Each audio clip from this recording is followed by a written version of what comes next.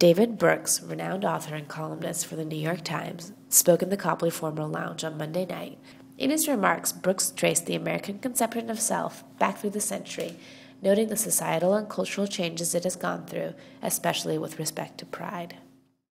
It was a whole group of things all across the culture which changed how people thought about themselves, from a view that saw pride as the greatest sin to lack of self-love.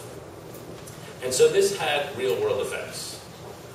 One of my favorite statistics which illustrates the shift is the Gallup organization in 1950 asked high school seniors, "Are you a very important person?" And in 1950, 12% of high school seniors said, "Yes, I'm a very important person." Then they asked the same question in 2005. And this time it wasn't 12%, it was 80%. Who said they were a very important person. You look at math scores in this country, by international comparison, they tend to have gone down. You ask, are you really good at math?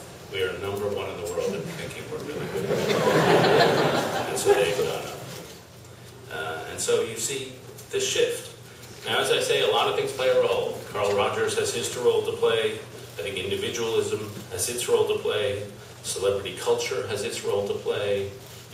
Music has its role to play. Nathan DeWall, who's at Kentucky, examined lyrics of pop songs from the 80s until today.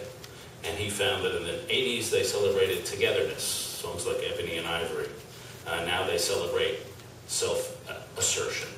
Every rap song you've ever heard, every Pink song, every Kesha song, even the sainted Katy Perry. And so this is a shift in culture. And I think it's had real-world effects. First, if you think extremely highly of yourself, you want to spend in a way that befits your wonderful station. And so if you look at consumption patterns in this country over the last century, basically consumption makes up about 60% of GDP until about 1970, and then it shoots up to over 70%. If you look at personal indebtedness, it's rolling along decade after decade at about 43% of GDP, and then it rises to 143% of GDP. So different attitudes toward consumption. Brooks also spoke about this exaggerated American pride, leading to corporate executives having a skewed self-image of their own skills in their business. Two scientists named Paul Schumacher and Edward Russo gave tests to executives about their own industries and then asked them how confident they are that they got the answers to the test right. And in the advertising industry, they were confident they got 80% of the answers correct. In fact, they got 60% wrong. The most overconfident industry in the world is the computer industry. The executives there were confident they got 95% of the answers correct.